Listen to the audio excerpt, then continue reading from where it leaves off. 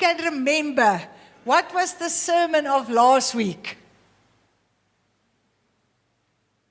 What did we learn last week? It was so strong that you've got a new nature. A new nature. It doesn't feel like it, but it's given to you. It's almost like the baptism with the Holy Spirit. God gave you the gift, you must just receive it and develop it. So God gave you a new nature. Now today we're going to focus on Ephesians 4 and 5. So I want you to tell the person next to you, what is the chapters that you are going to read at home? Ephesians 4 and 5. Because I cannot do the whole Ephesians 4 and 5. I'm going to take the important parts out. But I want you to go and read it. So tell the person next to you what they must read this afternoon. Ephesians 4 and 5. So if we look at Ephesians 4 and 5, we see that Paul starts with the ascending and descending of Christ. What happened when he died? And that he went to heaven and then he came down. And then it goes directly to that he gave the fivefold ministry. He equipped the church. He gave gifts to the church so that he can be everywhere. So that his presence can change the people and that everybody can know he's the whole time with them. And then when we go to Ephesians 5, he talks about his pure bride. So this will be our focus today. What happened and what is the process? We've got a new nature, but what is supposed to happen in this process? Because the moment that we feel, I am so angry, you feel new nature, no ways. You know, it's like your head overrides what the scriptures say. So we are going to look at that. So firstly, we're looking at Christ in us. Our vision is Christ in us. Now Ephesians 4 verse 3 says, be faithful to God, the sweet harmony of the Holy Spirit among you in bonds of peace. So Ephesians 4 starts with, live worthy your calling. You were called, God gave you a new nature, but now it says it's going further than just you, it's going to the church. And it says you must really go out to God, the sweet harmony of the Holy Spirit amongst us. And then it says, being one body, one spirit, as if you are all called in the same glorious hope of a divine destiny. For the Lord is one, and so are we. For we share in one faith, one baptism, one Father. And He is the perfect Father who leads us all, works through us all, and lives in us all. So Paul is taking it away, it's not about just me, it's about us. And now he says, you've got a new nature.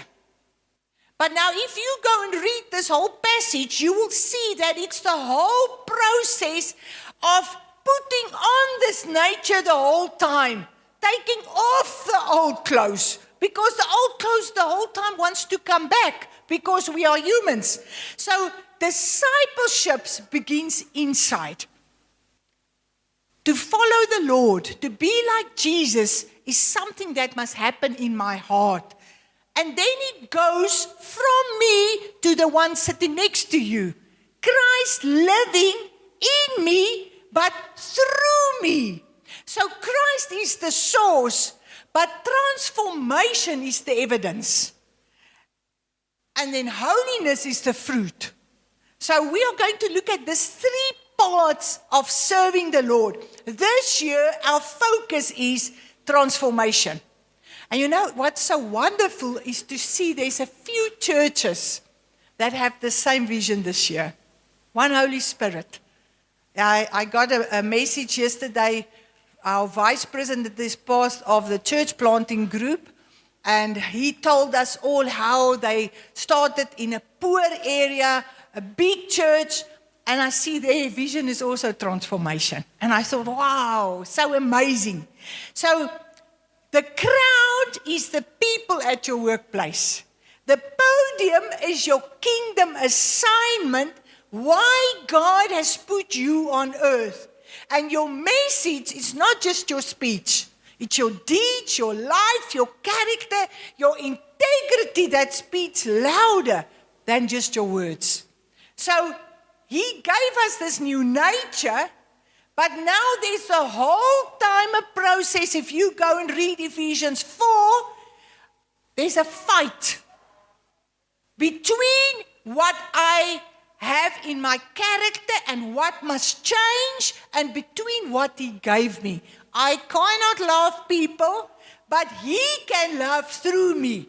So Christ in me wants to do something. And now the challenge is how? The standard at this stage is very low in South Africa. But now if we look at Daniel, and this caught me, those of you that were there at Mandai's and Nicole's place, I spoke the night about Daniel.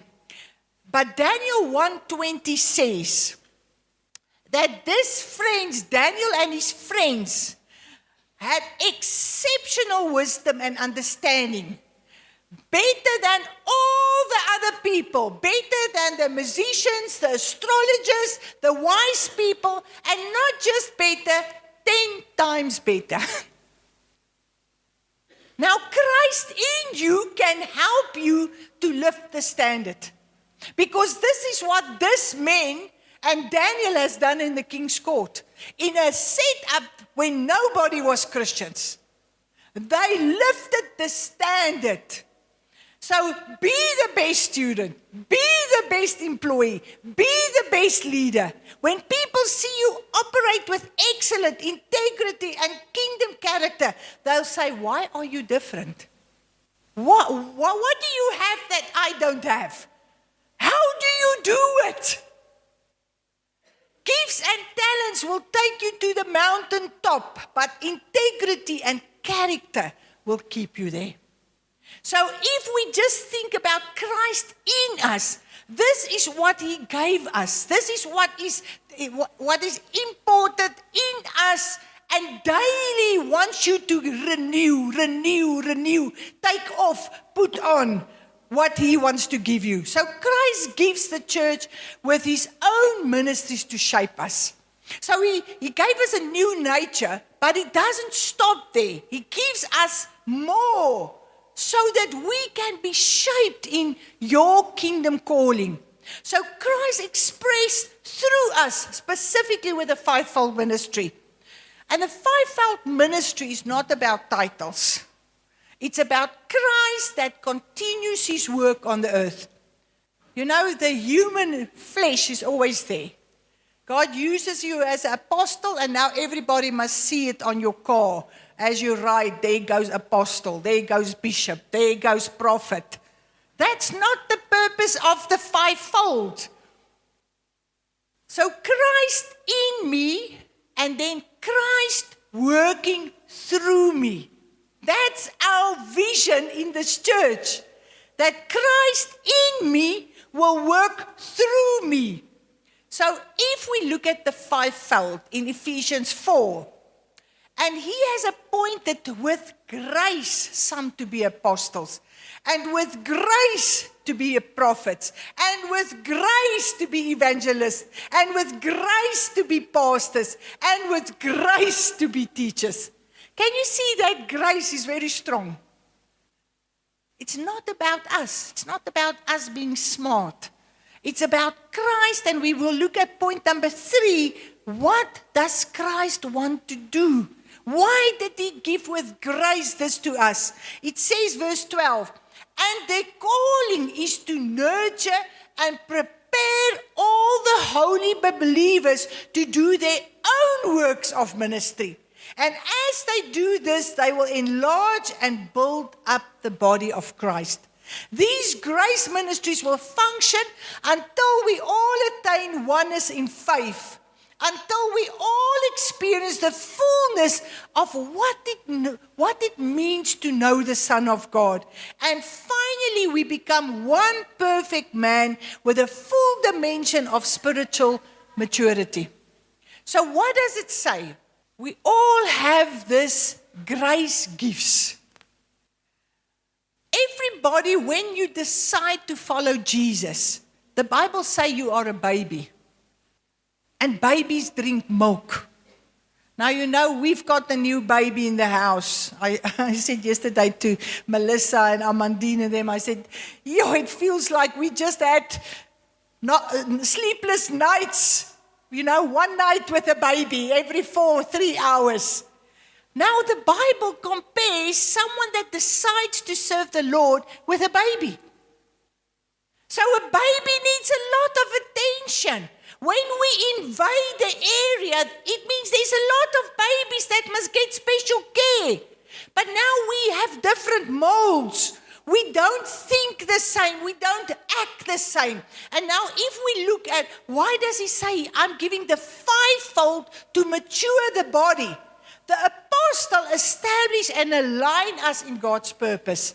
They see a big picture and call the church into its destiny. There's a different mold in the one that's got this gift. The prophet connects us to God's voice, his heart, his vision. They keep us tuned to what the Father is saying right now.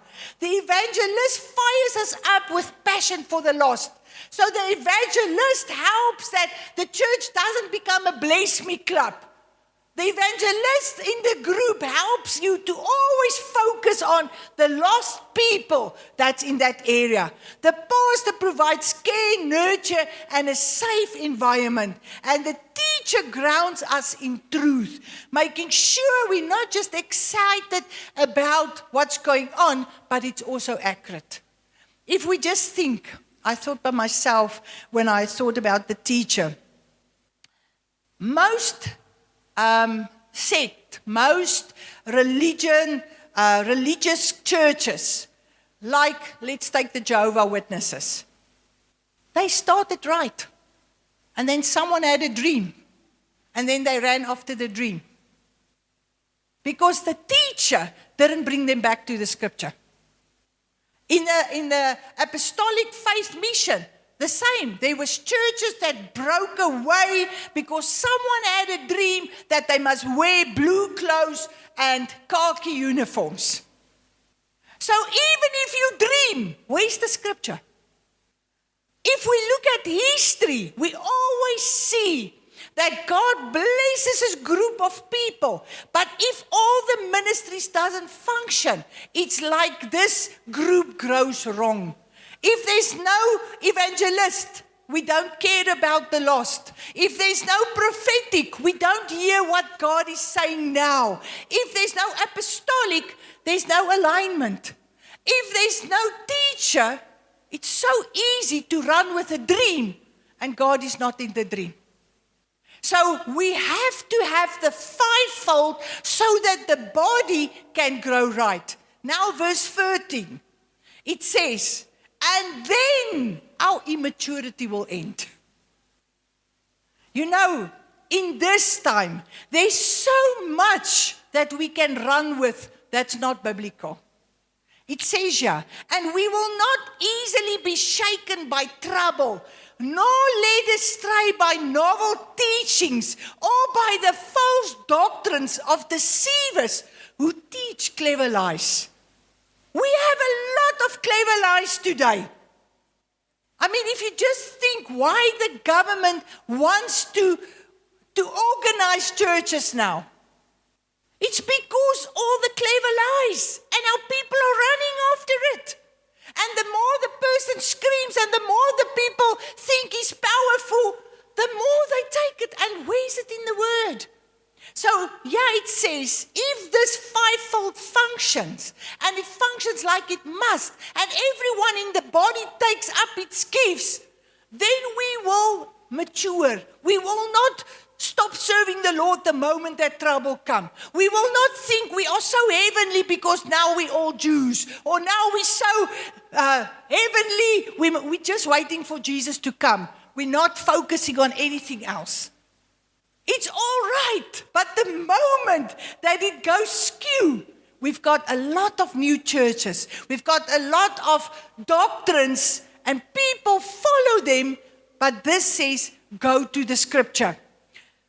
Instead, we will remain strong and always sincere in our love as we express the truth. All our direction and ministries will flow from Christ and lead us deeper into Him, the anointed head of His body.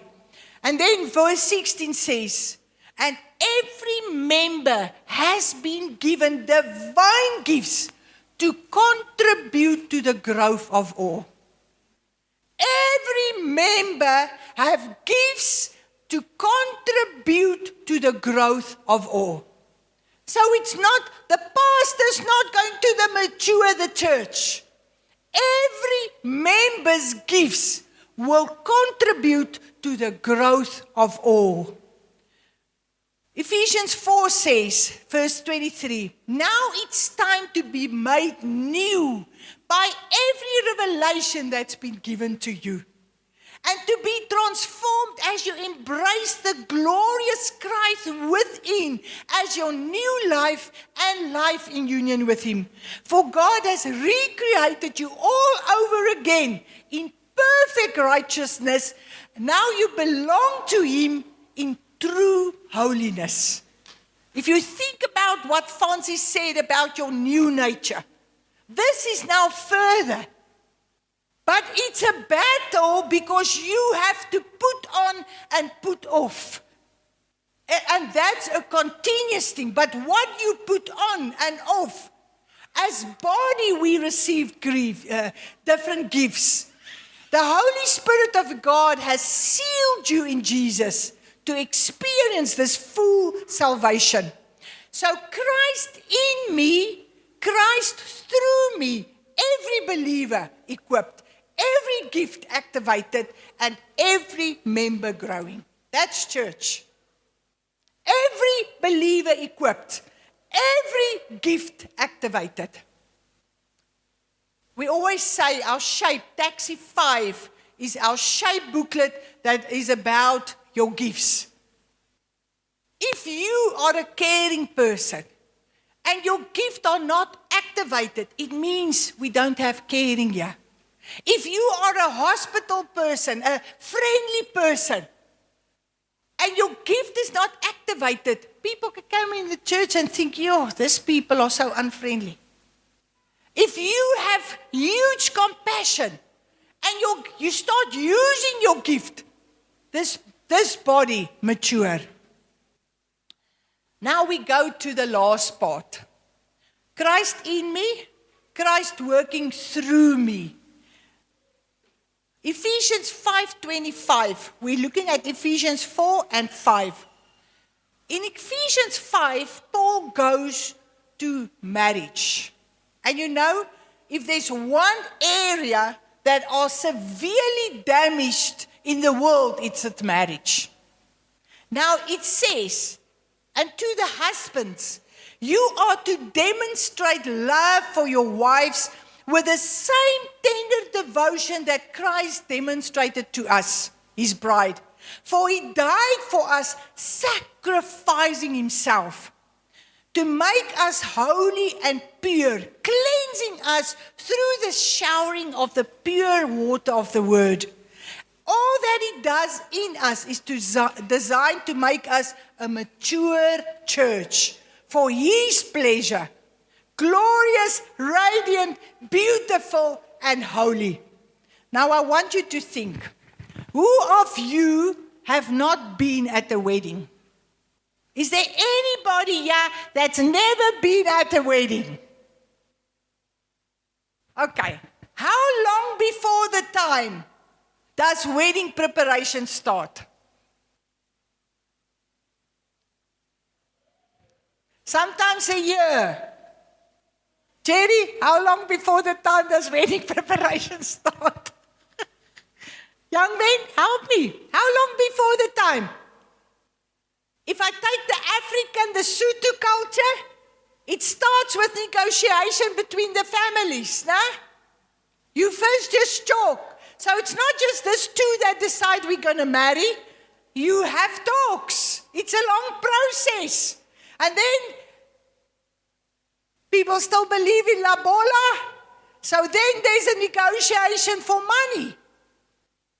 Now Jesus is using the example of marriage to show what is he busy doing with us as church. He gave us Christ. Christ is in us. He gave us a new nature. He gave us all his gifts. He gave us the fivefold ministry. Why? To present a bride to his Father. It says there, when you prepare a bride, she's washed. She's adorned. She's surrounded by women that guides her. She's presented with dignity. I have not seen one bride that doesn't look beautiful. Oh, a bride. And even the man looks beautiful. I thought the other day I had the privilege to be at Joyce and Joel's wedding. And I still remember how they came dancing in. I will never forget it. Two beautiful people. Now, Christ is saying, he's preparing us, not me alone, us as his bride. So through his word, he washes us. He washes us with his word.